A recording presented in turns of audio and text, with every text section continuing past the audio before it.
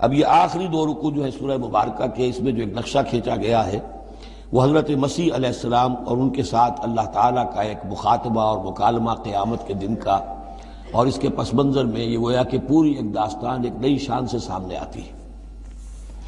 یوم یجمع اللہ الرسل، اس دن کا تصور کرو جس دن اللہ تعالیٰ تمام رسولوں کو جمع کرے گا۔ فیقول ماذا اجبتم، اور پوچھے گا آپ لوگوں کو کیا جواب ملا تھا، آپ کی قوموں نے کیا معاملہ کیا آپ کے ساتھ۔ قالوا لا علم لنا، وہ کہیں گے ہمیں کچھ معلوم نہیں، اللہ تعالیٰ کی جناب میں زبان کھولنے سے بچیں گے۔ انک انت علام الغیوب، اللہ تو سب کچھ جاننے والا ہے، غیبوں کا جاننے والا ہے، علام الغیوب ہے، تمام چھپی باتوں کا جاننے والا ہے، تیرے تجھ پر منکشف ہے۔ اذ قال اللہ یا عیسی ابن مریم، اب خاص پیشی جو ہے وہ ہو رہی ہے حضرت عیسیٰ ابن مریم کی۔ وہ دنیا میں پوجے گئے، اللہ کے بیٹے بنائے گئے، ثالث و ثلاثہ قرار دیے گئے، لہذا اب ان کو جو شرمندگی اٹھانی پڑے گی اللہ تعالیٰ کے سامنے، اس کا نقشہ کھینچا گیا ہے۔ اذ قال اللہ یا عیسی ابن مریم اذکر نعمتی علیک، اور جب کہے گا اللہ تعالیٰ کہ اے مریم کے بیٹے عیسیٰ ذرا میرے ان انعامات کو یاد کرو جو تم پر ہوئے، وعلی والدتک، اور تمہاری والدہ پر ہوئے، اذ ایدتک بروح القدس، جبکہ میں نے تمہیں مدد پہنچائی، تائید کی تمہاری روح القدس سے، جبرائیل کے ذریعے سے، تکلم الناس فی المہد وکہلا، تم نے گفتگو کی لوگوں کے ساتھ، پگھوڑے میں بھی، گود میں بھی، انفینسی میں بھی، اور کہلن، اور پوری طریقے سے جوان اور پورے طریقے سے ایک ایڈلٹ کی حیثیت سے بھی۔ وَإِذْ عَلَّمْتُكَ الْكِتَابَ وَالْحِكْمَةَ وَالتَّوْرَاةَ وَالْإِنْجِيلَ، اب وہ الفاظ آگے آل عمران والے، اور یاد کرو ہماری اس احسان کو جب میں نے تمہیں سکھائی کتاب بھی اور حکمت بھی، یعنی تورات بھی اور انجیل بھی، درمیان کا واو یعنی کے معنی میں آئے گا، واو تفسیر۔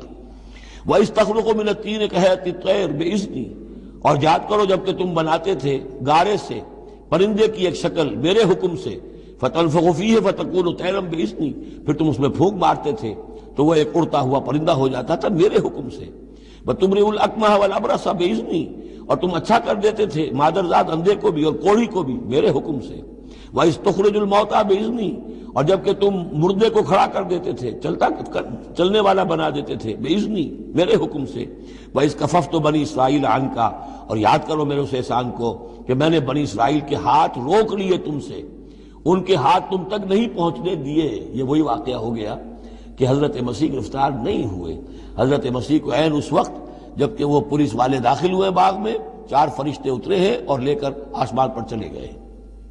وَإِذْ كَفَفْتُ بَنِي إِسْرَائِيلَ عَنْكَ، میں نے ہاتھ روکے رکھے بنی اسرائیل کے تجھ سے۔ اِذْ جِئْتَهُم بِالْبَيِّنَاتِ، جب تم ان کے پاس آئے کھلے معجزوں کے ساتھ۔ فَقَالَ الَّذِينَ كَفَرُوا مِنْهُمْ، تو کہا ان لوگوں نے جنہوں نے ان میں سے کفر کیا، إِنْ هَذَا إِلَّا سِحْرٌ مُبِينٌ، نہیں ہے یہ تو بالکل کھلا یقیناً، إِنْ هَذَا إِلَّا، نہیں ہے یہ مگر کھلا جادو۔ وَإِذْ أَوْحَيْتُ إِلَى الْحَوَارِيِّينَ، اور پھر ذرا یاد کرو میرے اس احسان کو کہ میں نے اشارہ کر دیا، دل میں ڈال دیا وحی کی حواریین کی طرف۔ یہ وحی خفی، حواریین کو ظاہر بات ہے وحی جلی جو ہے، وحی نبوت تو نہیں آ سکتی، لیکن جیسے کہ شہد کی مکھی کے لیے وحی کا لفظ آ گیا ہے، آسمانوں کو وحی کی اللہ تعالیٰ نے، تو یہ وحی خفی ہے۔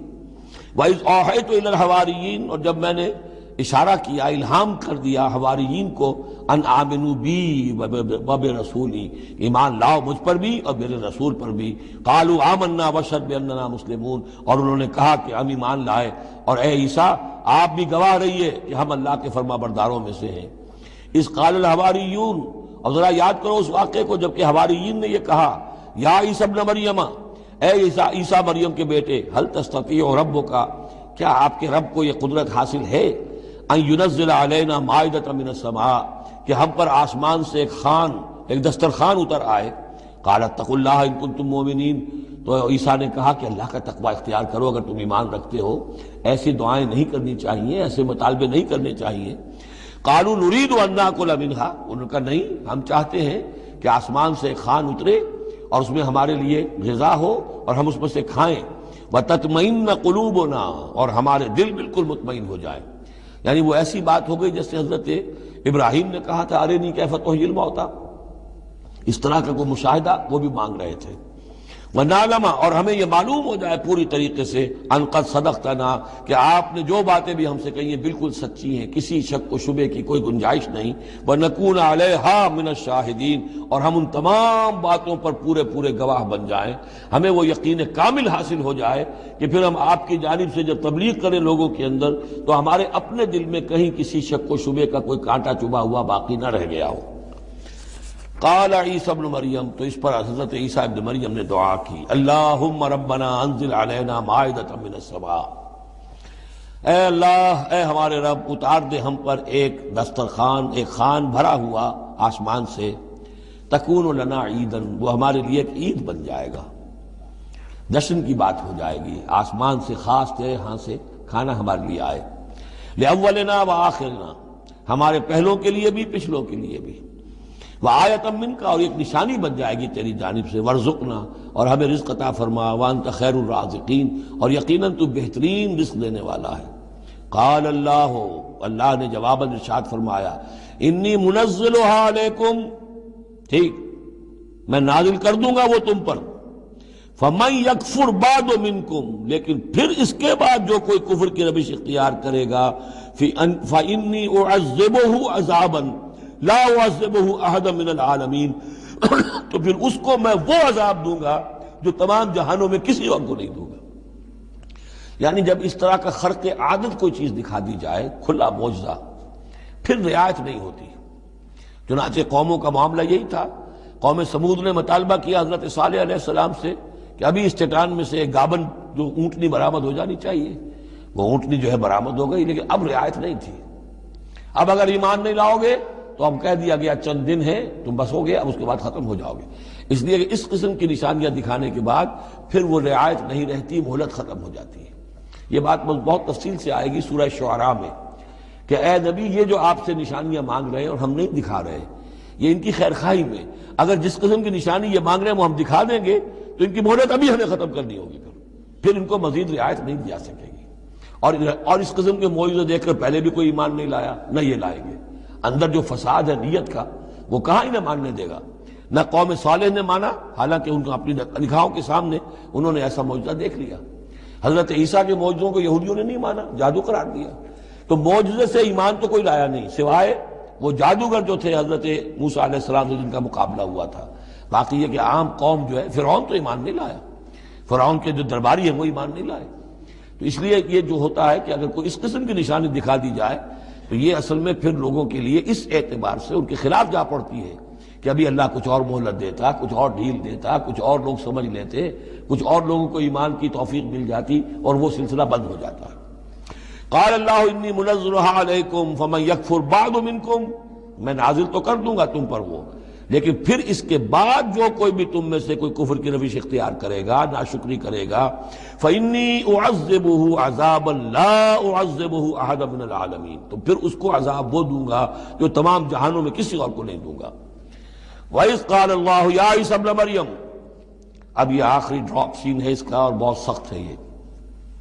اور جب کہے گا اللہ تعالیٰ اے مریم کے بیٹے عیسیٰ، أَأَنْتَ قُلْتَ لِلنَّاسِ اتَّخِذُونِي وَأُمِّيَ إِلَٰهَيْنِ مِن دُونِ اللَّهِ، کیا تم نے کہا تھا لوگوں سے کہ مجھے اور میری ماں کو بھی الہ بنا لینا، معبود بنا لینا اللہ کے سوا، تم نے کہا تھا؟ قال سبحانک، حضرت عیسیٰ فرمائیں گے، عرض کریں گے اللہ تو پاک ہے، ما یکون لی ان اقول ما لیس لی بحق، میرے لیے کیسے ممکن تھا کہ میں وہ بات کہتا جس کے کہنے کا مجھے کوئی حق حاصل نہیں۔ ان کنت قلتہ فقد علمتہ، اگر میں نے وہ بات کہی ہوتی تو پروردگار وہ تیرے علم میں ہوتی۔ تعلم ما فی نفسی، تو جانتا ہے جو کچھ میرے جی میں ہے، ولا اعلم ما فی نفسک، میں تو نہیں جانتا جو تیرے جی میں ہے۔ انک انت علام الغیوب، یقیناً تو تمام غیبوں کا جاننے والا ہے، حقیقت تیری نگاہ کے سامنے تو موجود ہے۔ ما قلت لہم، میں نے ہرگز ان سے کچھ نہیں کہا، الا ما امرتنی بہ، مگر وہی کچھ جس کا کہ تو نے مجھے حکم دیا تھا، ان اعبدوا اللہ ربی و ربکم، اور وہ یہی بات تھی کہ میں نے ان سے یہی کہا تھا کہ پرستش کرو اور بندگی کرو اللہ کی جو میرا بھی رب ہے اور تمہارا رب ہے، مجھ بھی رب ہے۔ وکنت علیہم شہیدا ما دمت فیہم، اور میں تو ان کے اوپر جب تک ان میں موجود تھا ان کا نگران تھا، ان کے اوپر میں ان کی دیکھ بھال کر رہا تھا۔ یہاں یہ خبردار ہونا نگرانی کرنے کے معنی میں ہے۔ وَكُنْتُ عَلَيْهِمْ شَهِيدًا مَا دُمْتُ فِيهِمْ فَلَمَّا تَوَفَّيْتَنِي، جب تو نے مجھے اٹھا لیا. اب یہاں بھی توفیتا موت کے معنی میں نہیں ہے، انی متوفی کا، وہ یاد رکھ لیجیے ساری بحث جو میں کل کر چکا ہوں. جب تو نے مجھے اٹھا لیا، کنت انت الرقیب علیہم، تو اس کے بعد تو ظاہر ہے کہ تو ہی نگران تھا ان پر. وانت علی کل شیء شہید، اور یقیناً تو ہر چیز پر نگران ہے، ہر چیز پر گواہ ہے، ہر چیز سے باخبر ہے. ان تعذبہم فانہم عبادک، اگر تو انہیں عذاب دے تو وہ تیرے بندے ہیں، تجھے کل اختیار حاصل ہے، جس طرح چاہے عذاب دے. وَإِن تَغْفِرْ لَهُمْ، اور اے اللہ اگر تو انہیں بخش دے، فَإِنَّكَ أَنْتَ الْعَزِيزُ الْحَكِيمُ، تو زبردست ہے، حکمت والا ہے. یہ بہترین انداز ہے، میں درخواست بھی ہے، معافی کی درخواست بھی ہے. وہ اپنی شفقت، رافت نوع انسانی کے حق میں انبیاء کے اندر جو ہوتی ہے، لیکن اس سے آگے بڑھ کے بھی نہیں کہہ سکتے. مقام عبدیت یہی ہے، العبد عبد وان ترقى والرب رب وان تنزل، اختیار تیرا ہے.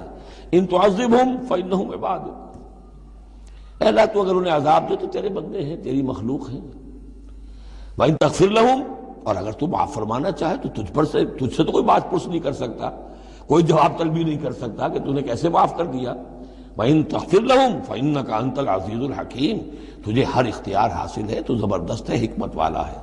قال اللہ ھذا یوم ینفع الصادقین صدقہم، اللہ فرمائیں گے، اب جیسے میں نے ڈراپ سین کہا تھا، یہ پوری پیشی جو ہے اس کا آخری نقشہ کیا ہوگا. اللہ فرمائے گا یہ آج کا دن وہ ہے جس دن سچوں کو ان کی سچائی فائدہ پہنچائے گی. قال اللہ ھذا یوم ینفع الصادقین صدقہم، ان کا صدق ان کے حق میں مفید ہوگا. لہم جنات تجری من تحتہا الانہار خالدین فیہا ابدا، ان کے لیے باغات ہیں جن کے دامن میں ندیاں بہتی ہوں گی، ان میں وہ ہمیشہ ہمیشہ رہیں گے. فیہا ابدا، رضی اللہ عنہم ورضوا عنہ، اللہ ان سے راضی ہو گیا اور وہ اللہ سے راضی ہو گئے. یہ آخری مقام ہے، رضامندی باہمی، اللہ تم سے راضی، تم اللہ سے راضی. رضی اللہ عنہم ورضوا عنہ، ذالک الفوز العظیم، اور یہی ہے بہت بڑی کامیابی. للہ ملک السماوات والارض، اللہ ہی کے لیے ہے آسمانوں اور زمین کی بادشاہی. وما فیہن، اور جو بھی ان سب میں ہے اس کی بادشاہی، اس کا اختیار اسی کے ہاتھ میں ہے. وہو علی کل شیء قدیر، اور وہ ہر چیز پر قادر ہے. یہاں اللہ کے فضل و کرم سے سورہ انعام، سورہ مائدہ ختم ہوئی. نوٹ کر لیجئے، سورہ نساء پر پہلی منزل ختم ہو گئی تھی. سورہ مائدہ پر مکی اور مدنی جو سورتوں کے گروپ سے ان کا پہلا گروپ ختم ہو گیا. ایک مکی سورت سورہ فاتحہ، اگرچہ حجم میں بہت چھوٹی، مانن بہت عظیم، پورے قرآن کے ہم وزن. فَلَقَدْ آتَيْنَاكَ سَبْعًا مِنَ الْمَثَانِي وَالْقُرْآنِ الْعَظِيمِ، یہ سورہ ہجر میں آیت پڑھیں گے اور اس کے بارے میں یہی رائے ہے مفسرین کی کہ یہ سورہ فاتحہ کے بارے میں. لیکن چار یہ عظیم ترین صورتیں جو ہیں جو مدنیات ہیں، بقرہ، آل عمران، نساء اور مائدہ، اور دو دو کے جوڑوں کی شکل میں. ان کا عمود کیا تھا؟ ایک تو شریعت آسمانی مکمل، نمبر دو اس میں اہل کتاب سے گفتگو، رد و قضا، ان پر الزام، انہیں دعوت، وہ سارا جو کچھ تھا، ان کی غلط باتوں پر تنقید، ان کی غلط عقائد کی نفی، ان کی تاریخ کے اندر جو جو اہم واقعات ہیں ان کا تذکرہ، پھر اس کے نتیجے میں ان کا معزول کیا جانا اس منصب سے جس پر وہ 2000 برس سے فائز تھے، امت محمد صلی اللہ علیہ وسلم کا فائز کیا جانا. یہ بھی آخری درجے میں اس گروپ میں یہ بات مکمل ہو گئی.